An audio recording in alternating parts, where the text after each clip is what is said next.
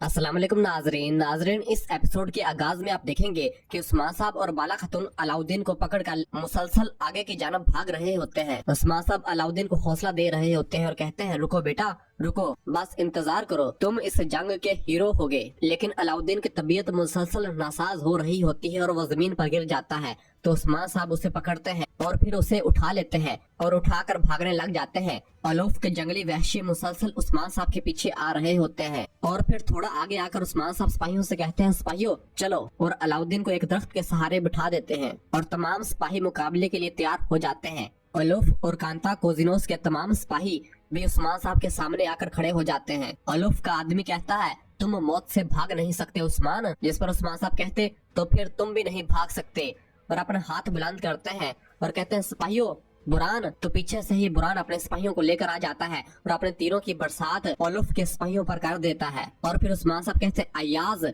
तो अय्याज भी अपने सिपाहियों के हमरा सामने से अपने तीरों की बरसात अलूफ के जंगली वहशियों पर करने लग जाता है। अलूफ और कांता कोजिनोस के तमाम सिपाही अपने ढालों को अपने सामने रखकर अपना दिफा करते हैं और चारों तरफ अपनी ढालें लगा लेते हैं। और फिर उस्मान साहब कहते हैं, दुमरुल। तो दुमरुल भी अपने सिपाहियों के हमरा एक साइड से आ जाता है और अपने तीरों की बरसात उन पर करने लग जाता है। और फिर चौथी साइड से भी उस्मान साहब के सिपाही निकल आते हैं और उन पर तीरों की बरसात करने लग जाते हैं और उनको चारों तरफ से घेर लेते हैं। और इसी दौरान जरकुताई भी दरख्त के ऊपर बैठा होता है और कहता है, आखिरत में तुम्हारा ठिकाना जहन्नम में है। और फिर फ्लैशबैक सीन दिखाया जाता है जब उस्मान साहब उस खाली घोड़ा गाड़ी के पास आए थे और उन्होंने अलाउद्दीन की लिखी हुई तहरीर पढ़ ली थी। तो उस्मान साहब ने कहा था कि अगर उन्होंने यीनी शहर में मेरे बेटे को अगवा कर लिया, वो निशानात कभी नहीं छोड़ेंगे। ये नया दुश्मन है, लेकिन ये सब एक जैसे हैं। और फिर जरकुताई ने पूछा था, फिर हम क्या करेंगे हजूर? जिस पर उस्मान साहब ने कहा था, अगर वो एक जाल बिछाने की कोशिश कर रहे हैं, फिर हम भी उन पर जाल बिछा देंगे। अगर हम गुजर ना सके तो हम वापस खड़े होंगे, हम पीछे हट जाएंगे।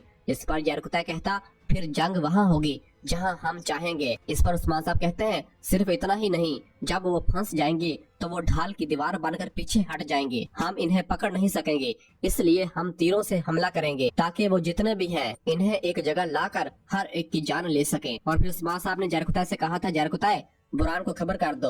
और फिर इसके बाद जरकुताई भी अपने तीर बरसाते हुए कहता है, तुम वहीं रहोगे जहाँ हम चाहते हैं। और अल्लाह अकबर का नारा बुलंद करके तमाम सिपाही उन पर मुसलसल तीरों की बरसात कर रहे होते हैं और ओलुफ के जंगली वहशी अपनी चारों तरफ से ढालें लगाकर अपना दिफा कर रहे होते हैं। और दरख्त के ऊपर चढ़ा जरकुताई आग जलाने की कोशिश कर रहा होता है और कहता है, आग मुशरिकों की तरफ है, लेकिन जरकुताई के पास बहुत हल है। और फिर ऊपर जरकुताई अपने तीर को आग लगाकर कहता है कि अपने आप को गले लगाओ, जरकुताई कभी नहीं मरता। और अपना तीर वहाँ पहले से ही मौजूद बारूद पर मारता है, जिससे वहाँ एक जोरदार धमाका होता है। और उस धमाके की वजह से ओलुफ के तमाम सिपाही तितर बितर हो जाते हैं और उनकी ढालें कमजोर पड़ जाती हैं। और फिर एक और जोरदार धमाका होता है, जिसकी वजह से उनका तमाम दफा टूट जाता है और वो सब अकेले हो जाते हैं। इसके बाद उस्मान साहब कहते हैं, अब मैदान हमारा है, तुर्कों के तीरों को उड़ाओ।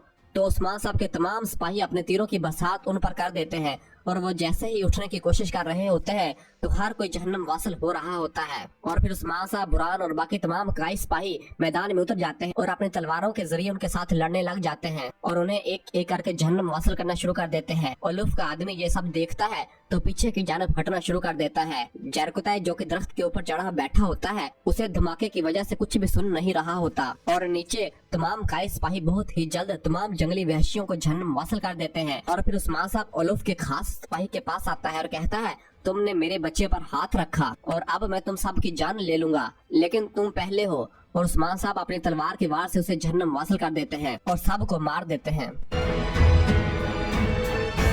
और फिर इधर ओक्तम साहब के कबीले में तैमूर और कुछ सिपाही जब सरदारी खेमे की तलाशी लेने के लिए सरदारी खेमे की जानब जा रहे होते हैं, सरदारी खेमे के अंदर जाने लगते हैं तो एलचचिक तैमूर के सामने आ जाती है और आकर कहती है, रुक जाओ, मैं तुम्हें अंदर आने की इजाजत नहीं दूंगी, ये यीनी शहर नहीं है सबाशी, मुझे तुम्हें तुम्हारी हदूद सिखाने की जरूरत न पड़े। यह सुनकर तैमूर कहता है, मेरी जो हदूद है इनकी तुम सिर्फ ख्वाब देख सकती हो खातून, अब पीछे हट जाओ ताकि मैं अपना काम कर सकूं।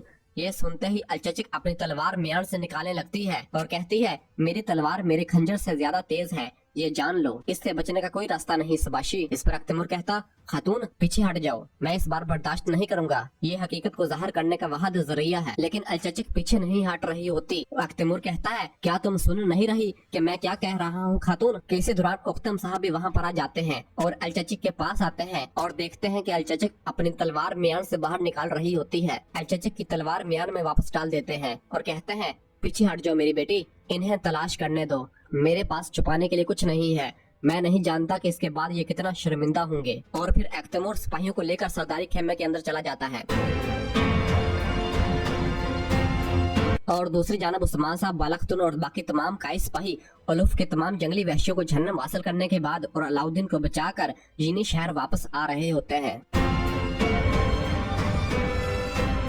और इधर उख्तम साहब के कबीले में तमाम काई सिपाही जब कबीले की तलाशी ले रहे होते हैं तो तैमूर एक सिपाही से पूछता है कि क्या हालात हैं कुतलो आल्प? जिस पर कुतलो सिपाही कहता, ऐसा लगता है कि यहाँ कुछ नहीं है मेरे हजूर। और फिर इसी दौरान अलचचक वहाँ आ जाती है और कहती है, आप किसी ऐसी चीज की तलाश कर रहे हैं जो यहाँ कभी नहीं थी। और फिर तैमूर से पूछती है, क्या आप दूसरे खेमों को भी तलाश कर रहे हैं? जिस पर तैमूर कहता, अलचचक खातून, मुझे तुम पर यकीन है, मैं जानता हूँ कि तुम्हारे पास सोना नहीं है। जिस पर अलचचक पूछती, तो फिर तुम क्या ढूंढ रहे हो? तैमूर कहता, क्योंकि ये रियासत का मसला है, ये मेरा वजीफा है और मैं उसी के मुताबिक काम कर रहा हूँ।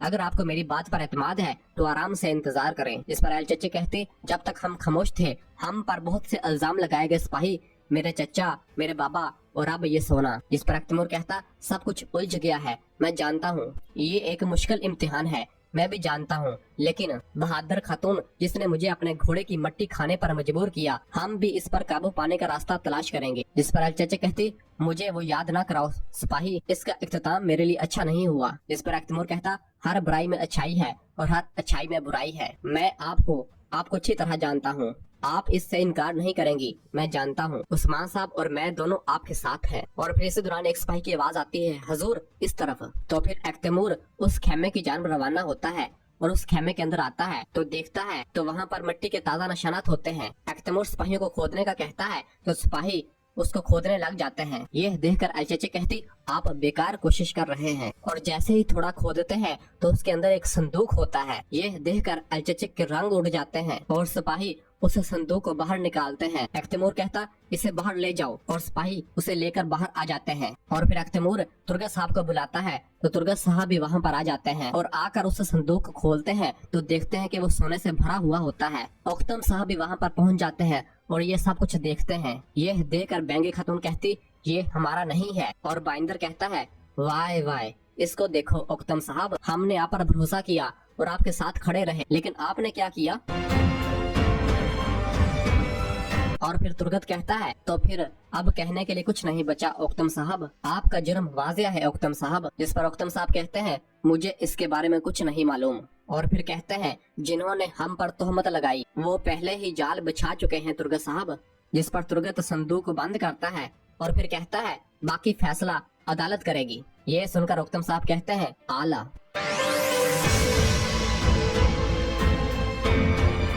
और फिर दूसरी जानब एक आदमी फ्रिग के पास होता है। फ्रिग उससे पूछ रही होती है कि क्या तुमने सोने को अच्छी तरह छुपाया? जिस पर वो आदमी कहता, मैंने इसे अच्छी तरह छुपाया, मेरे पास वक्त था। और फिर फ्लैशबैक सीन दिखाया जाता है जब उसी आदमी ने उख्तम साहब के कबीले में वो सोने का संदूक छुपा दिया था और कह रहा था कि अगर लियो ने मुझे कुछ नहीं दिया तो मैं इसमें से कुछ अपने साथ ले जाऊंगा। ये सुनकर फ्रिग कहती है, बहुत आला, लिहाजा तुम तवील अरसे से लियो के साथ काम कर रहे हो और तुम जिंदान का नक्शा ले आए हो, है ना? जिस पर वो आदमी कहता, अफंदी लियो कहाँ है? मैंने इन्हें नहीं देखा। जिस पर फ्रिग कहती है, मैं तुम्हें लियो की खिदमत के लिए कुछ अदा करना चाहती हूँ। और एक सोने का सिक्का उठाती है। यह देखकर वो आदमी बहुत खुश होता है और दूसरे हाथ में खंजर पकड़ा होता है। और फिर फ्रिग उस सोने के सिक्के को उस आदमी को दिखाती है और सिक्के के ऊपर उछालती है तो वो सिपाही जैसे ही ऊपर देखता है तो फ्रिग एक ही वार से उसकी गर्दन काट देती है और उसे एक ही लम्हे में मौत के घाट उतार देती है। और फिर फ्रिग कहती, क्या तुमने मौत की आवाज सुनी? हाँ, ये बहुत सुरीली है।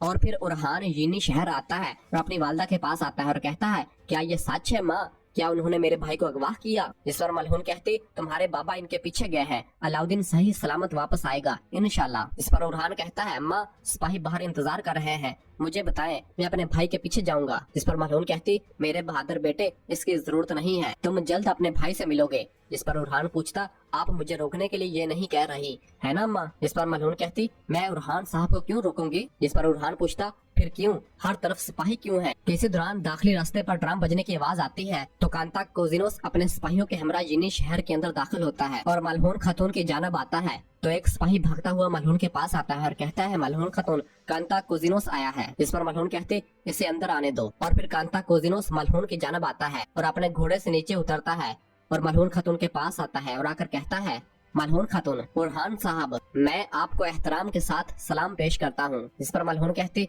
खुश आमदीद, उस्मान साहब जल्द ही यहाँ होंगे, आप मेहमान खाने में इनका इंतजार कर सकते हैं। ये सुनकर कांता कोजिनोस अपने दिल में कहता, वो कभी नहीं आ सकेगा। और फिर कांता कोजिनोस कहता है, यकीनन मैं इंतजार करूंगा। इस पर उरहान फौरन पूछता, आपके दौरे की क्या वजह है कांता कोजिनोस? इस पर कांता कोजिनोस कहता है, मैंने अपने शहर में उस्मान साहब की मेजबानी की, इसलिए मैं यहाँ आना चाहता था। इसके अलावा माकड़ी का वो नागवार मामला भी एक वजह है। इस पर उरहान कहता, आपकी बेहतरी के लिए मैं चाहता हूँ कि आप मेरे भाई के अगवा में मुलव्वस न हूँ। इस पर कांता कोजिनोस कहता, फिक्र मत करो छोटे सरदार, मुझे उम्मीद है कि आपके बाबा आपके भाई के साथ सही सलामत वापस आएंगे। इसी दौरान उस्मान साहब अलाउद्दीन को लेकर वहाँ पहुँच जाता है और कांता कोजिनोस को देखता है। अपने सामने अलाउद्दीन और उस्मान साहब को जिंदा सही सलामत देखकर कांता कोजिनोस के रंग उड़ जाते हैं और फिर उस्मान साहब और अलाउद्दीन अपने घोड़ों से नीचे उतरते हैं तो उरहान अलाउद्दीन से और मलहून बाला से मिलती है और कहती है, शुक्र है अल्लाह का कि आप सही सलामत आ गए। और फिर कांता कोजिनोस उस्मान साहब से कहता है, खुश आमदीद उस्मान साहब।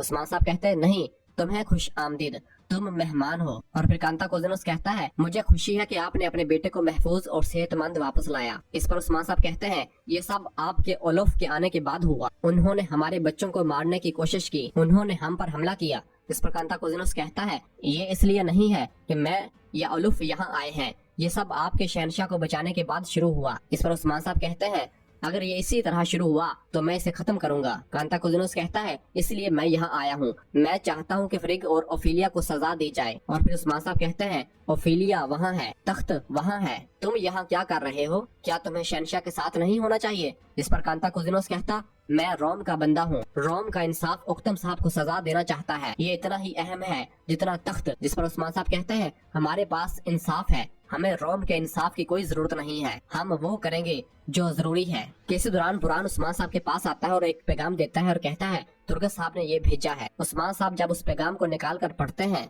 जिसके ऊपर उक्तम साहब के कबीले से सोना मिलने का बताया गया होता है, ये पढ़कर उस्मान साहब कहते हैं कि सोना उक्तम साहब के कबीले में था। आप ठीक कह रहे हैं कांता कोजिनोस। इस पर कांता कोजिनोस कहता, फिर आप उक्तम साहब को मेरे हवाले करें। इस पर उस्मान साहब कहते हैं, इसके जराइम ने आपको मुतासर किया, लेकिन वो हमारा अपना है, कल उक्तम साहब के कबीले में आए, मैं इसे खुद सजा दूंगा। यह सुनकर कांता कोजिनोस कहता, मैं सिर्फ यही देखना चाहता हूँ, बस कल मिलेंगे। और यह कहकर कांता कोजिनोस वहाँ से रवाना हो जाता है। और फिर उस्मान साहब बुरहान से कहते हैं, बुरहान सबको दीवान में बुलाओ। बुरहान कहता, जो हुक्म। और फिर उस्मान साहब अंदर की जानब रवाना हो जाते हैं।